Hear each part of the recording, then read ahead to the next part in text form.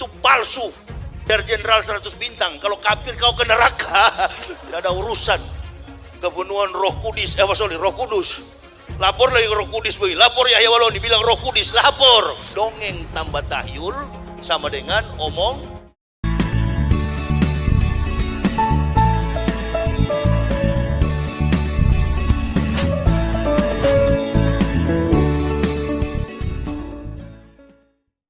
Salam teman-teman sekalian, salam sukacita, berjumpa lagi dengan saya channel Sukacita Kristus Tuhan. Nah teman-teman sekalian, untuk lebih dalam kita memahami tentang berita ini, maka terlebih dahulu kita melihat cuplikan videonya berikut ini. Puisi saya Itu palsu. Biar jenderal 100 bintang. Kalau kafir kau ke neraka. Tidak ada urusan. Kepenuhan Roh Kudus. Roh Kudus. Lapor lagi Roh Kudus. Lapor Yahya Waloni bilang Roh Kudus. Lapor. Dongeng tambah tahyul sama dengan omong kosong. Makanya di situ judulnya Matius, Markus, Lukas, Stefanus, Stetanus, Spiritus, Captikus. Karena di salib itu ada jin kafir. Karena di salib itu ada jin kafir. Karena di salib itu ada jin kafir. Haleluya. Kepalanya ke kiri apa ke kanan? Kepalanya ke kiri apa ke kanan? Kita percaya salib itu lambang mulia, bukan jin. Kok ketawa? Aku gak nyindir siapa-siapa loh. Tidak benar. Saya ulangi, tidak benar bahwa Nabi Muhammad sudah dapat jaminan surga. Tidak ada ayat Quran yang menerangkan Allah itu ada. Sekarang saya tanya, Allah ada nggak? Mana dalilnya? Quran nggak ada itu. Coba, kita baru tahu kan, baru dengar kan? Tidak ada ayatnya Muhammad masuk surga. Muhammad sendiri dikerumuni jin. Ada ayatnya Muhammad dikerumuni jin. Muhammad itu dekat dengan jin. Pokoknya saya bongkar budal badil.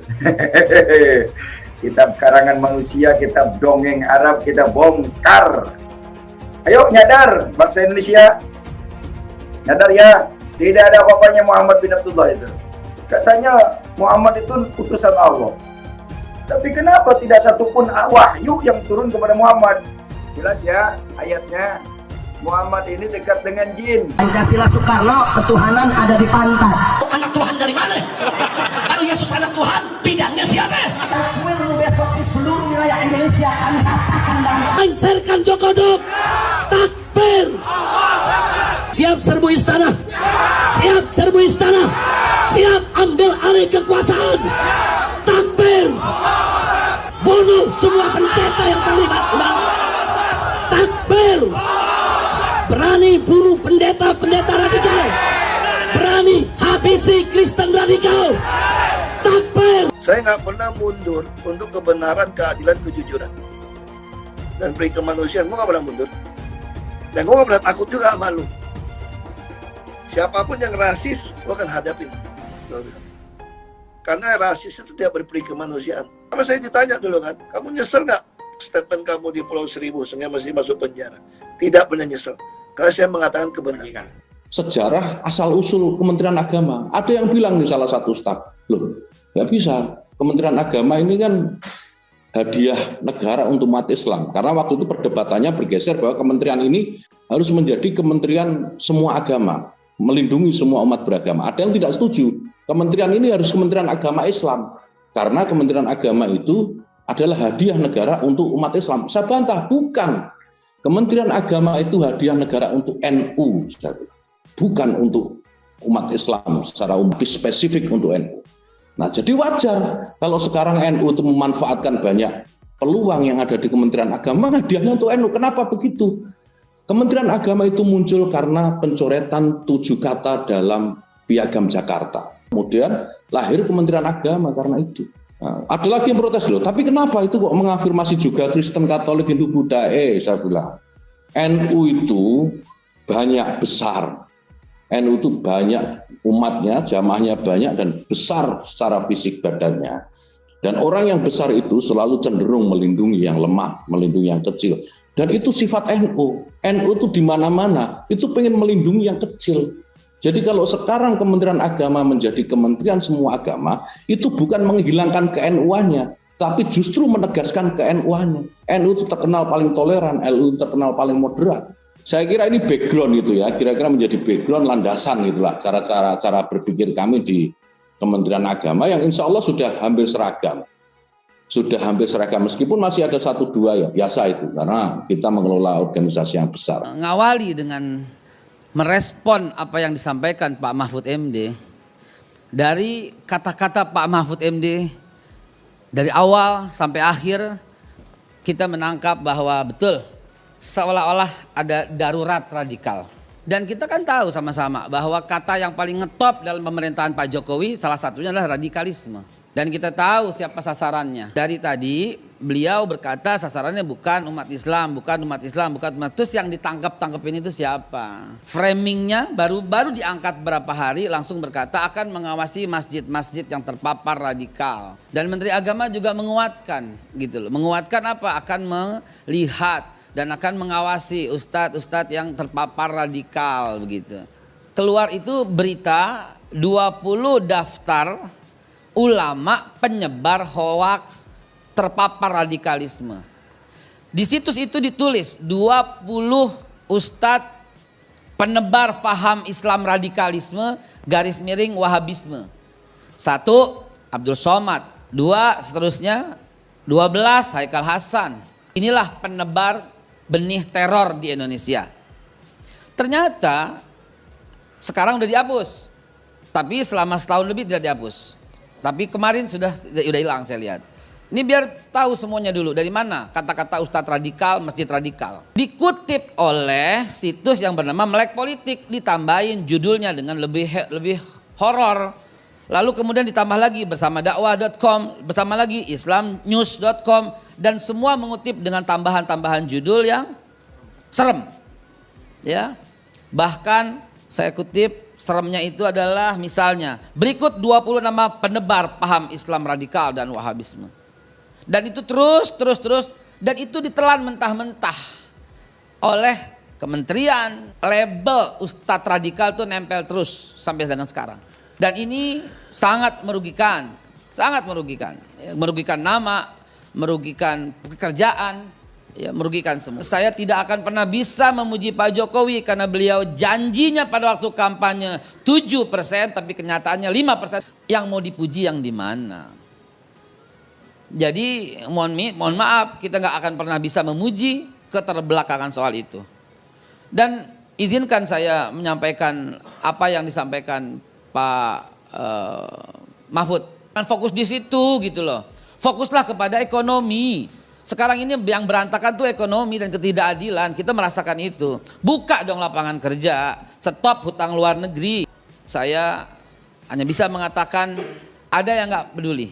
Ada yang masa bodoh dengan ini. Kami nggak menangis, kami nggak tertawa, kami tetap oposisi. Siapapun yang menjadi menteri di sana, apakah Pak Prabowo yang dulu kami berada dan mendukung Pak Prabowo untuk memberikan narasi yang menyenangkan, nggak bisa. Itu berarti semua koalisi dong. Kita tetap melakukan narasi yang mengkritik kerja pemerintah, karena kita udah berjanji bahwa kita oposisi. Dan semua ulama, ustadz, kiai itu yang idealnya itu adalah oposisi. Karena kita tahu banget bahwa hal itu terlarang dalam Islam. Sebaik-baik penguasa adalah penguasa yang mendekati kepada ulama. Tapi seburuk-buruk ulama itu ulama yang mendekati pintu penguasa. Jadi kita tetap oposisi sampai mati, bahwa kita akan tetap mengkritik pemerintah. Sampai kapan? Sampai terus. Juga sekalian dong, yang mau pisah sama NKRI juga disebut dong. Masa nggak disebut sama sekali? Fokus kepada apa? Kepada adanya unsur-unsur yang mau memisahkan diri kepada NKRI. Apa yang terjadi di Wamena? Dan ini ancaman. Separatisme seperti itu nggak pernah menjadi ancaman. Yang terus disebut-sebut adalah masjid radikal, ustadz radikal. Karena kata yang paling top dalam zaman Jokowi adalah radikalisme. Untuk mencapai visi yang ditentukan oleh Presiden, antara lain sekarang itu melakukan deradikalisasi untuk menjamin jalannya pemerintahan secara baik dalam rangka menuju kemakmuran sesuai dengan tujuan negara. Saya akan bicara hubungannya deradikalisasi itu persoalan agama yang sering disalahfahami. Kemarin saya Jumatan di Masjid Kementerian Pertahanan. Keluar dari masjid kepada wartawan yang sudah menghubungi saya bilang, enak nih ceramah di masjid bagus. Kalau berceramah di masjid itu ya seperti itu, menyejukkan dan tidak mengadu domba. Tidak suka mengkafir-kafirkan orang hanya karena perbedaan pendapat. Nah itu yang saya katakan. Mahfud MD melarang orang mengatakan kafir di masjid. Itu berita yang menyesatkan. Karena saya tidak pernah melarang orang mengatakan kafir di masjid. Saya bilang jangan takfiri. Takfiri itu suka mengkafirkan orang yang berbeda. Kalau misalnya orang tidak pakai cadar dibilang kafir. Orang kalau tidak begini dibilang kafir. Kalau tidak ikut sistem ini dibilang kafir. Padahal pendapat itu banyak. Jangan menuduh orang lain kafir. Dan jangan memusuhi orang yang menurut agama kita itu kafir. Sehingga kalau dibalikkan kita yang kafir menurut agama mereka. Nah itu maksud saya, jangan suka mengkafirkan orang. Yang penting jangan suka mengkafirkan orang dan jangan menimbulkan permusuhan karena agama itu adalah untuk kedamaian. Itu visi. Bagian dari visi pemerintahan tentang hubungan agama dan negara. Saya punya keyakinan, bilang kafir itu boleh tapi jangan mengkafir-kafirkan orang hanya karena memilih jalan atau memilih faham tim kenegaraan di Indonesia ini adalah sistem yang sudah sesuai dengan syar'i. Lalu bilang begitu dibilang kafir. Mari saya jelaskan sekarang. Jadi khilafah itu di dalam khazanah Islam ada. Tetapi tidak ada sistem pemerintahan di dalam Islam itu. Sistemnya bebas berdasar pilihan sendiri sehingga negara kita, negara Republik Indonesia ini, sistem pemerintahannya sudah sesuai dengan Islam. Karena Islam tidak mengajarkan sistem. Coba saya tanya, siapa sih yang suka ngajak-ngajak ke khilafah itu? Sistemnya seperti apa? Saya mau ikut kalau ada. Sekarang saya jadi Menko Polhukam. Kalau ada yang punya dalil Al-Quran dan hadis bahwa sistem pemerintahan itu ada menurut Islam, saya ikut dan saya akan mengkampanyekannya. Tapi percayalah itu tidak ada sistem itu. Sistem itu bebas. Tidak ada yang dicontohkan oleh Al-Quran, tidak ada yang dicontohkan oleh Nabi. Oke, negara khilafah itu. Ada Pak Mahfud, Nabi itu kan mendirikan negara juga. Itu contohnya. Tidak bisa kita mendirikan negara seperti Nabi. Tidak bisa.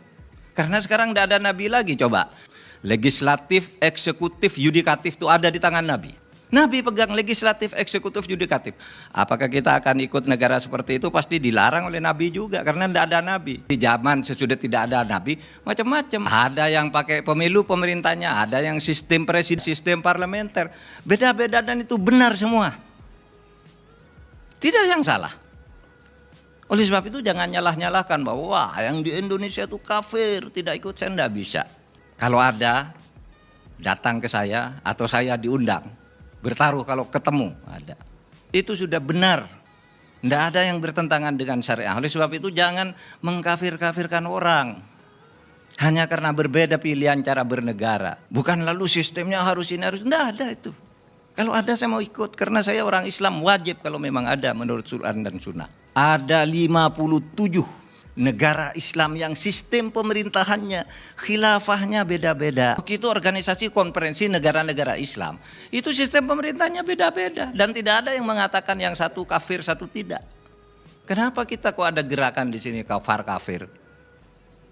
Kita sudah hidup nyaman zaman selama puluhan tahun, rukun, beragama. Lalu sekarang muncul kaum-kaum takfiri itu. Yang selalu ingin mengkafirkan orang. Dan saudara, itulah yang disebut radikal. Ada orang Islam yang melakukan gerakan radikal itu pasti. Dan sudah banyak. Melalui lembaga pendidikan. Misalnya kalau ada orang bawa patung Garuda, itu kafir. Itu dulu yang ditumpas oleh Nabi itu berhala. Patung burung Garuda. Pakaian, kamu jalan enggak boleh lewat jalan situ, harus lewat sini perempuan, sana laki-laki. Itu kafir. Nah itu kaum takfiri. Dan itu yang radikal. Menyalah-nyalahkan orang begitu. Cara beragama sehingga dibenturkan dengan orang beragama lain. Gitu. Dibenturkan dengan kebiasaan tradisi yang sudah ada. Hukum itu selalu berubah kalau zamannya berubah. Tempatnya berubah, budayanya berubah. Pak, di negara Islam itu tidak ada korupsi. Lah di Saudi Arabia korupsinya banyak. Itu pangeran-pangerannya baru ditangkap. Pak, kalau berlaku hukum potong tangan aman negara. Lah di Saudi Arabia tiap hari Jumat ada orang dipotong tangan, berarti hukum sudah berlaku, masih ada orang mencuri juga. Itulah perlunya negara. Itulah perlunya hukum. Oleh sebab itu kalau ada yang ingin mengganggu itu kita lawan. Kita semua harus melawan, bukan hanya pemerintah. Rakyat juga minta kita melawan, kita menindak. Apa? Artinya negaranya harus dijaga, karena begitu Anda ngaco negara, seluruh rakyat akan menderita. Segelintir dari penduduk Indonesia, taruhlah ada 3%. Sedikit, tetapi itu harus diperangi, karena mereka ini kalau tidak dilawan, ini akan menyebar kepada anak-anak sekolah. Sekarang anak sekolah itu ada loh, yang pulang sekolah perempuan, putri kelas 5 gitu, ada temannya laki-laki, katanya bukan muhrim, padahal masih kecil. Sudah bicara muhrim, dilarang oleh agama, ketemu laki-laki yang bukan muhrim. Anak kecil diajari begitu, masih kelas 5 SD. Nah, katanya kalau saya tidak melakukan itu saya kafir. Itu namanya takfiri. Dan itu, oleh sebab itu radikalisasi, deradikalisasi itu harus dilakukan meskipun hanya segelintir. Segelintir itu dalam arti begini, cobalah. Saya katakan, Anda itu kan sedikit. Kalau ditantang untuk berdebat ya, tidak ada yang mau, cobalah saya tantang.